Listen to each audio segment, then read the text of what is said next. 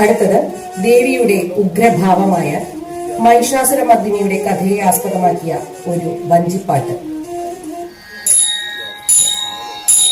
ഘോരനാമസൂരൻ മഹിഷാസുരൻ എന്ന പേരാലെ ഭുവനങ്ങളെ അങ്ങു ഭയപ്പെടുത്തി.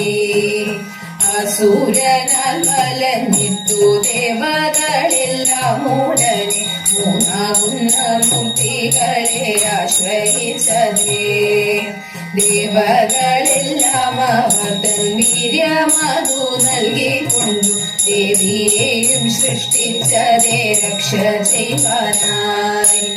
ഉഗ്രയാകും ദേവിയപ്പോൾ മഹിഷാസുരനുമായി യുദ്ധം ചെയ്യാൻ ക്ഷണിച്ചങ്ങു പുറപ്പെടുന്നേ.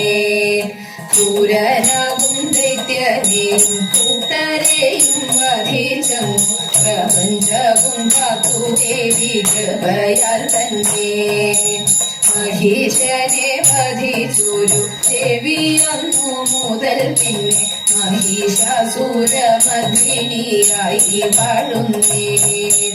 മഹിഷാസുരമർദ്ദിനിയായി വാഴുന്നേ. മഹിഷാസുരമർദ്ദിനിയായി വാഴുന്നേ.